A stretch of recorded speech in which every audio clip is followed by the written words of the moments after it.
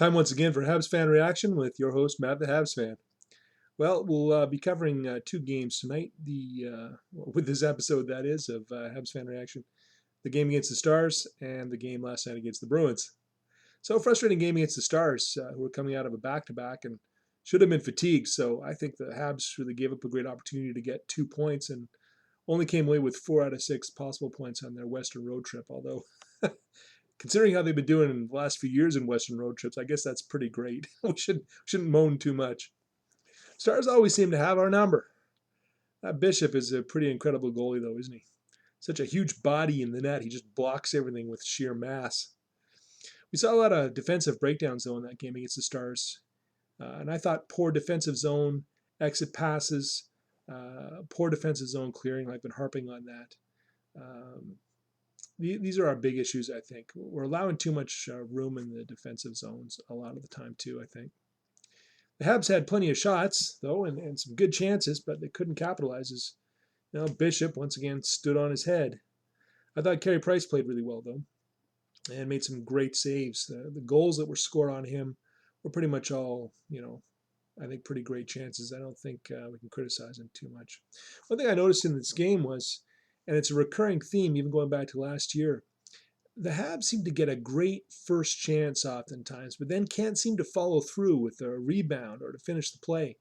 Either the puck rebounds out of the zone, or it's immediately gobbled up by the defense and the opportunity is over. I think we're doing better this year with that problem, but I'm not sure really how to fix it. I guess we need to work on finishing the plays and getting a more strategic, maybe first shot with the aim of a solid rebound, possibly. I don't know. Need to work on that, though. I thought that through two, it was pretty close until that costly penalty shot at the end of the second. That really represented a turning point in the game. Terrible way to end the second. And the Habs seemed to have lost steam in the third, whereas I think the Stars really poured it on. Then another costly penalty in the third made it 3-1. The empty netter at the end was redundant. And really, so was Lekkonen's goal late in the third, although it was a beauty. Perfect pass. Gorgeous one-timer. Hey, why don't we see that a little more in the power play? That would be good, boys. Enough about that game. On to the Bruins game last night. This one's making me grin. Is there any better feeling than watching the Habs beat the Bruins? I don't know, probably, I guess, but boy, do I like it. Claude Julien was using some of that coaching mojo to craft a line that I think was perfectly suited to shutting down the Bruins' so-called perfection line of Pastrnak, Bergeron, and Brad Marchand. Philip Deneau, Brendan Gallagher, Thomas Tatar, and they were backed up by a new D pairing, Weber and Sherratt. And they really deflated that perfection line. They were very effective at making sure they were much less than perfect last night. Got to give credit to Claude Julien for that. Got to give credit to him. Great coaching. So, early in the game, Victor Mete with his second as a Hab for the early goal. Great shot. Beauty pass to set him up. Great to see Mete get his second goal as a Hab. Notice that guy in the stands who was saying that he would marry his girlfriend if Victor Mete scored a hat trick. That's awesome. Well, buddy, you dodged a bullet this time, I suppose, or she did, because Mete only got 2 goals in this one. I have to hand it to them, though, the Bruins passing in this game, and usually it is. It's just like butter, isn't it? Carey Price had to be really sharp early on. And once again, with the costly penalties. The Bruins' power play goal that made it 1-1 looked way too easy to me. Once again, losing key faceoffs, just brutal for the Habs. And they were allowing way too much room once again in the defensive zone at times. Although they were pretty good at sticking to the Bruins' offense and trying to mess them up most of the time, I thought. There were some really good stick blocks in there and some really good courageous block shots, including a scary one by Gallagher where he blocked a shot with his hand again. Oh, please, no. Not the hand.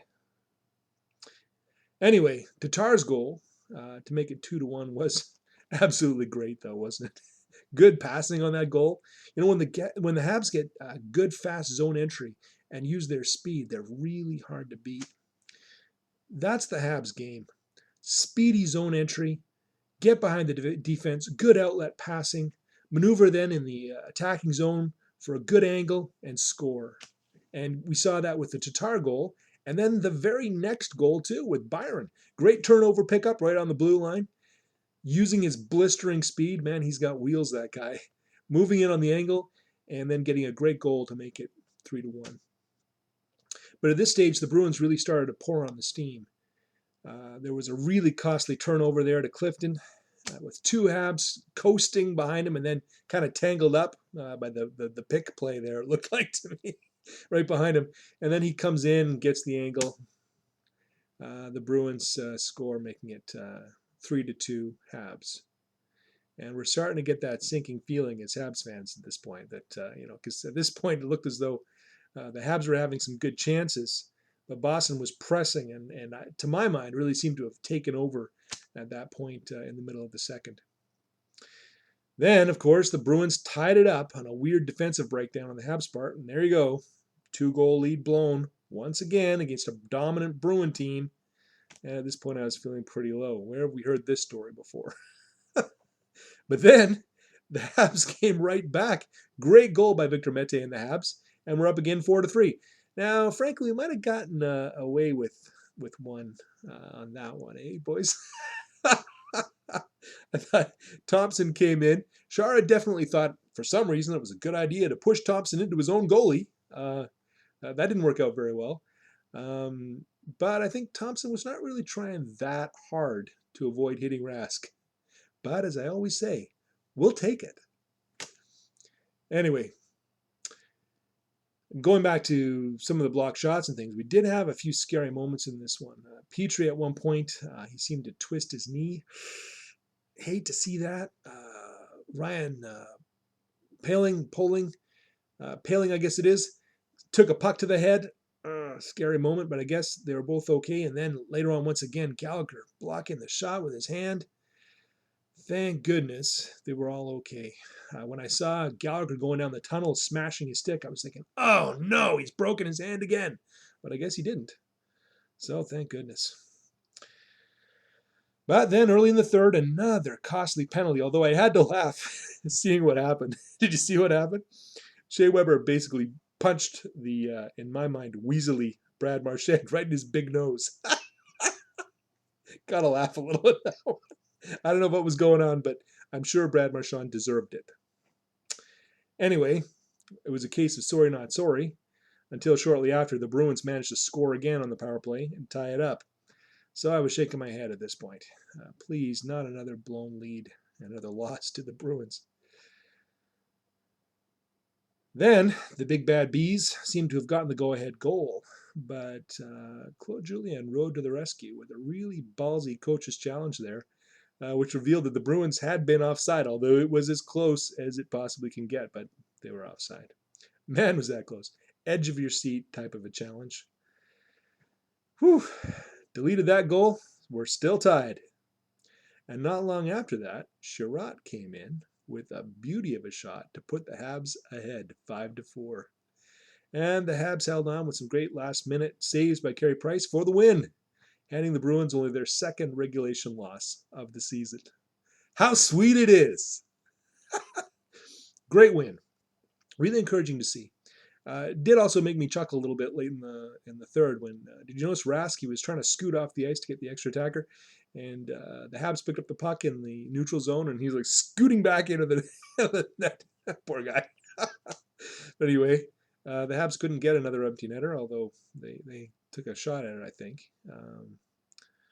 And the Habs with the win.